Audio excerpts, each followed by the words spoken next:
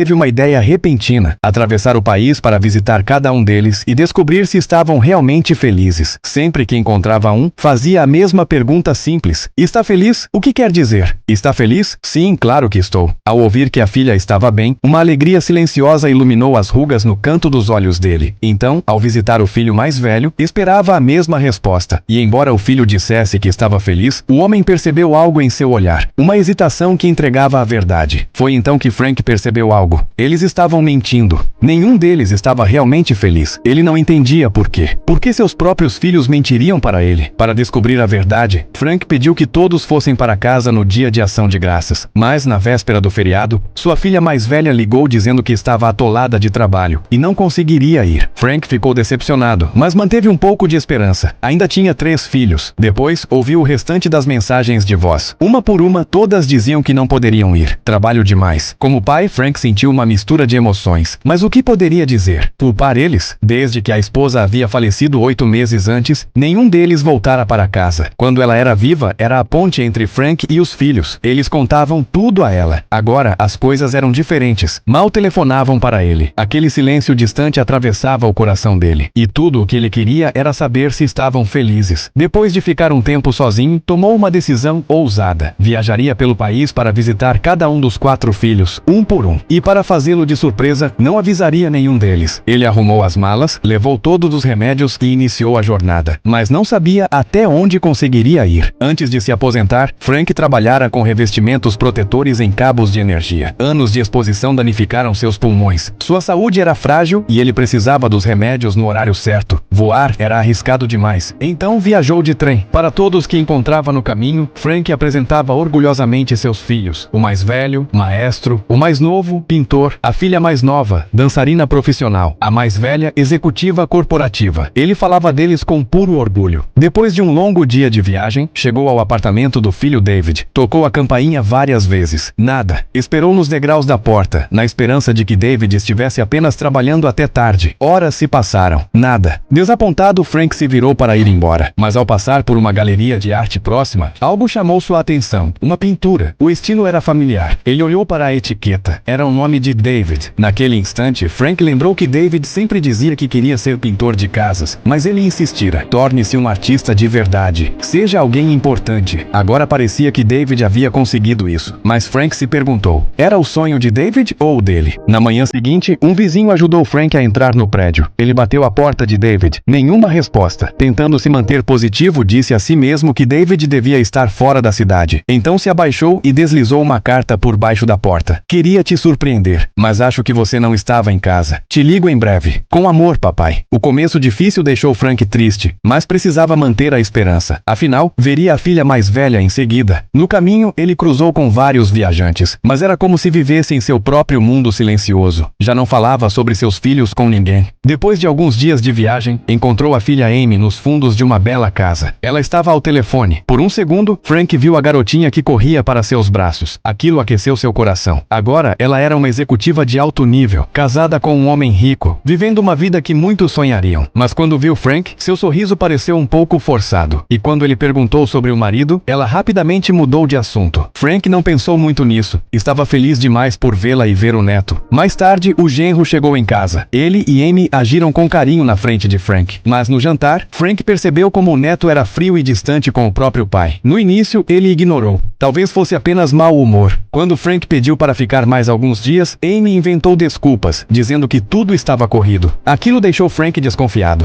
E quando tentou tirar uma foto em família, tanto Amy quanto o neto pareceram desconfortáveis perto do marido. Claramente havia problemas no casamento. Frank deixou uma carta e partiu silenciosamente. Queria acreditar que Amy estava feliz, mas já não tinha certeza. Depois foi ver o outro filho, Robert. Após várias baldeações, encontrou o teatro onde ele trabalhava. Apontou para um pôster com um maestro e pediu a um estranho que tirasse sua foto, sorrindo orgulhoso. Mas ao entrar na sala de ensaio, viu que Robert não era o maestro. Era apenas o baterista. A diferença entre o sonho e a realidade pegou os dois de surpresa. Mas Frank não acreditava que o filho havia mentido. Quando Robert correu para abraçá-lo, ainda parecia o mesmo garoto de anos atrás. No início, estava radiante ao ver o pai. Mas quando Frank perguntou perguntou por que ele dizia a todos que era maestro, o olhar do filho começou a desviar. Robert explicou que ser baterista era menos estressante. Ele ganhava dinheiro, viajava e realmente amava o que fazia. Ser maestro era apenas algo que a mãe dizia por orgulho, e ele nunca a corrigiu. Frank achou aquilo um desperdício de talento. Incentivou o filho a estudar novamente e se tornar maestro de verdade, prometendo ajudá-lo financeiramente no futuro. Mas Robert recusou. Ele estava satisfeito com a própria vida. Mesmo assim, Frank não desistiu. Perguntou se podia ficar alguns dias, mas Robert disse que estava embarcando para a Europa naquela noite. Rejeitado mais uma vez, Frank sentiu uma tristeza profunda, mas guardou para si. Deixou uma carta em cima do tambor